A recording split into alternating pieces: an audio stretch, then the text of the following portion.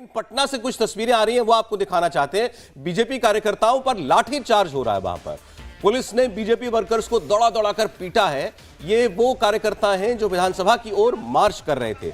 आप देख रहे हैं कि कुछ रोज से लगातार विधानसभा के अंदर हंगामा चल रहा है और तेजस्वी यादव जो मुख्यमंत्री, उनके इस्तीफे की मांग भारतीय जनता पार्टी कर रही है। विधानसभा में भी हंगामा हुआ था, कुर्सी उठा ली गई थी, सब कुछ हुआ।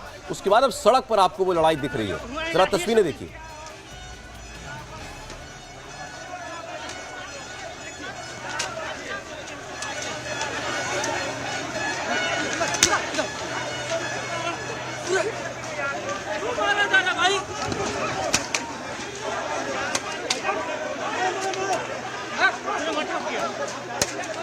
ये बिहार की सड़कों की तस्वीर है आपके सामने।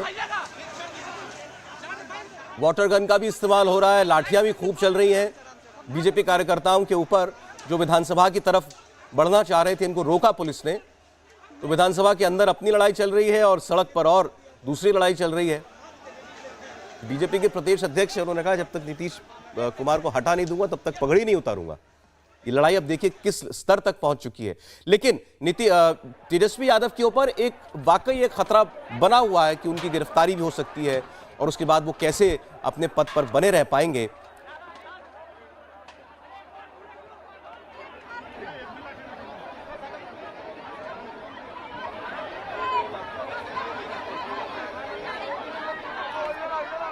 देवेंद्र, बिहार में भारतीय जनता पार्टी ने टेम्पो अप कर रखा है, तो साफ दिख रहा है तेजस्वी यादव को लेकर। बिल्कुल सौरभ, और अगर अपोजिशन में कोई राजनीतिक दल है और अगर ऐसी तस्वीरें आए तो जो कार्यकर्ता लाठियां खाते हैं, ये उनके लिए तो चोट वाली स्थिति होती है, लेकिन पार्टी के तौर पे देखें तो उसके लिए फील गुड वाला सिचुएशन होता है। उसमें ये समझ में आता है कि पार्टी के कार्यकर्ता या नेता सड़क पर उतरकर संघर्ष कर रहे हैं। उस लिहाज से बीजेपी की रणनीति दिख रही है। लेकिन बड़ा मसला आप देखें तो इस लाठी की जो चोट है, बीजेपी की कोशिश है कि नीतीश कुमार के ऊपर इस चोट को ज़्यादा पहुँचाया जाए। नीतीश कुमार अपने छवि को लेके, आपको याद होगा कि पिछली बार भी उस समय चार्जशीट भी दाखिल नहीं हुआ था, तब उन्होंने पल्ला झाड़ लिया था। करप्शन को लेकर बड़ा दिखाते हैं कि नहीं, करप्शन के मामले में ज़ीरो टॉलरेंस मैं रखता हूं। और वहां पर ये बीजेपी की कोशिश है कि नीतीश कुमार के ऊपर इतना प्रेशर बनाया जाए कि जब चार्जशीट दाखिल हो गया है तो कैसे आपकी सरकार में वो डिप्टी सीएम रह सकते हैं।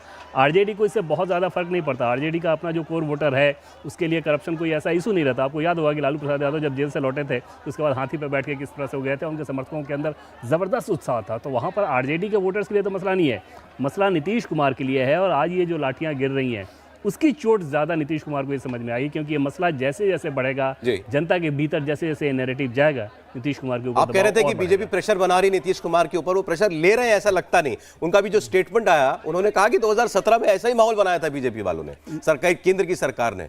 नहीं, लेकिन इसमें प्रेशर आता है क्योंकि करप्शन उनके लिए सबसे बड़ा इशू है।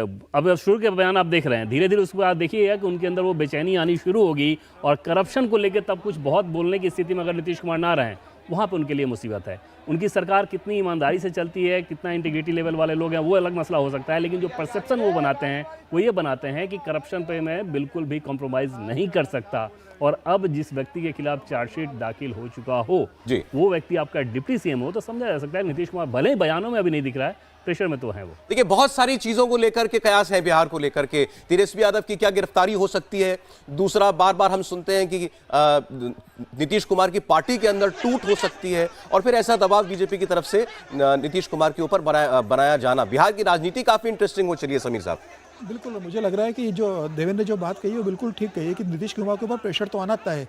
देखिए, नीतीश कुमार की पूरी राजनीति सुशासन बाबू के रूप में उन्होंने अपने आप को एस्टेब्लिश किया था कि भाई भ्रष्टाचार के खिलाफ हूँ। लालू के 15 साल का जो भ्रष्टाचार था और जो जंगल रहा था, उसके खिलाफ नीतीश कुमार लगातार मुखर रहे बिहार में। उसी के खिलाफ सत्ता में आए थे और भारतीय जनता पार्टी के साथ जो नीतीश ने गठबंधन किया था, वह बेसिकली इसीलिए था कि भाई बिहार को भ्रष्टाचार से मुक्त करना, सुशासन देना है। अब नीतीश कुमार के लिए बहुत मुश्किल होगा कि लगातार वो जिस अपने जीवन में जिस भ्रष्टाचार के खिलाफ लगातार आवाज़ उठाते रहे और जिसका एक दाग भी अपने ऊपर नहीं पड़ने देते थे, आज उसी पार्टी के साथ वो गठबंधन में सरकार चला रहे हैं और तेजस्वी को उप मुख्यमंत्री के रूप में उन्हें रखना पड़ रहा है। तो मुझे लग रहा है बेसिकली भारतीय जनता पार्टी आने वाले लोकसभा चुनाव तक लगातार इस मामले को लेकर आक्रामक रुख अपनाएगी और कोशिश करेगी कि नीतीश कुमार इस मामले को लेकर थोड़ा कोई स्टेप उठाए या लालू से अलग होने की कोशिश करे या नीतीश के ऊपर ये दाग लगे कि वह भ्रष्टाचार के प्रति इसके लिए तो एजेंसी को ये मामला प्रेसिपिटेट करना पड़ेगा अगर वो गिरफ्तारी की हद तक जाती है। देखिए, गिरफ्तार अगर होता है तो तय है कि फिर इस्तीफा नीतीश कुमार वही मैं कह रहा हूं, लेकिन उस हद तक ले जाने का काम तो एजेंसी का है।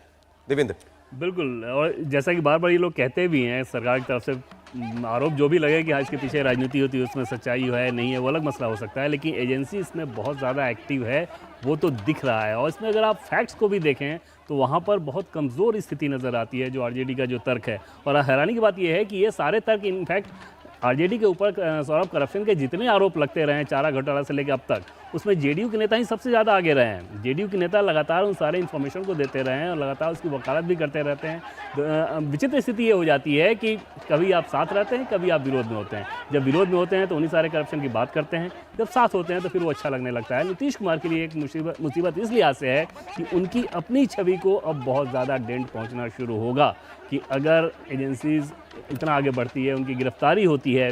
हालांकि तेजस्वी की तरफ से बार बार इस बात को कहा जा रहा है कि जब का ये मामला है उस समय तो छोटे बच्चे थे, ये सारी चीज़ें, लेकिन अगर एजेंसी उतना आगे जाती है फिर नीतीश कुमार उन परिस्थितियों में क्या करते हैं, और अगर तब भी वैसे ही रहते हैं तो निश्चित तौर पे जनता में वैसे वोटर्स जो कि नीतीश कुमार को एक गुड गवर्नेंस वाले नेता, गुड गवर्नेंस देने वाले नेता की छवि के तौर पे देखते हैं, उसको डेंट पहुंचेगा। और मुझे लगता है कि पॉलिटिकली बीजेपी उस बात से भी काफ़ी खुश हो जाएगी कि चलो अगर नीतीश का अपना जो वोट बैंक है वो दरक रहा है तो ये बीजेपी के लिए फील गुड वाला सिचुएशन। जाहिर है वहां पर अभी भी ऐसा तबका होगा जिनको नीतीश में उम्मीद दिखती होगी या दिखता होगा भाई बाकियों से तो यही बेहतर है, उस वोटर के मन में जरूर ये सवाल पैदा होगा।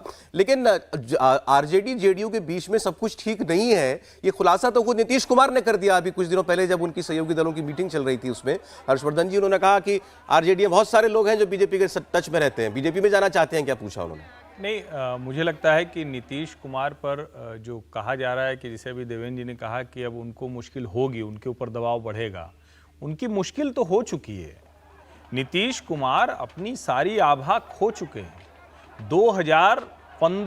2015 के बाद की उनकी सारी जो सरकार है, चाहे वो इधर पलटते रहे हों या उधर पलटते रहे हों, उनकी स्थिति अब बड़ी विचित्र है। उनकी स्थिति इतनी खराब है, आप इसी से अंदाजा लगाइए कि अब वो हर दूसरी चौथी मीटिंग में यही बता रहे हैं कि हमने किसको किसको क्या दे दिया और किसने किसने हमारे साथ धोखा किया।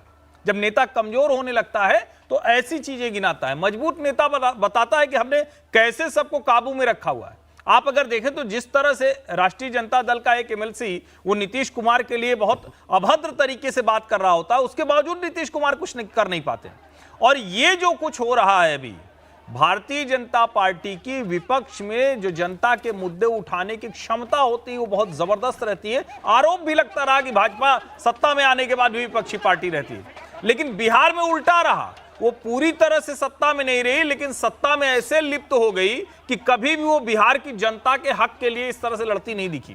और मुझे लगता है कि ये राष्ट्रीय जनता दल को भी ठीक लग रहा होगा, लालू जी को भी ये अच्छा लगेगा कि ये लड़ाई अब पूरी तरह से बीजेपी बनाम आरजेडी हो। इसमें खत्म जो होंगे वो नीतीश कुमार होंगे और खत्म होना शुरू हो चुके हैं। मैं इसको मानता हूं कि अगर इसी तरह से दबाव बनाया तो आप इस्तीफा लें या न लें, लेकिन राजनीतिक तौर पर जो चुनावी राजनीति होती है उसमें आपके लिए बड़ा नुकसान होने अभी जिस आपने जिस एमएलसी का जिक्र किया, सुनील सिंह हैं आरजेडी के। अब ये सुनील सिंह साहब, अब ये काफी करीबी माने जाते हैं लालू यादव परिवार के। भी पीछे जब एजेंसियों ने वहां पर रेड भी की थी और पूछताछ भी हुई थी तो इनके घर पर भी रेड हुई थी, और उसके बाद तब उससे पहले से ही लगातार ये नीतीश कुमार पर बड़े हमलावर रहते हैं, उनके कामकाज को लेकर, उनकी पॉलिटिक्स को लेकर ये खूब बयानबाजी करते रहते हैं। अभी जिसका जिक्र अभी हर्षवर्धन जी कर रहे थे, उस बैठक के अंदर तो ये जो गॉसिप हुआ वो तो ये हुआ कि मामला हाथापाई तक पहुंच जाता अगर कोई रोकता नहीं तो। और तेजस्वी को रोकना पड़ा। तेजस्वी ने इशारा किया, उसके बाद वो रुके, और तेजस्वी ने सिर्फ इशारा किया था, तेजस्वी ने कोई नाराजगी नहीं दिखाई थी। और ये सौरभ,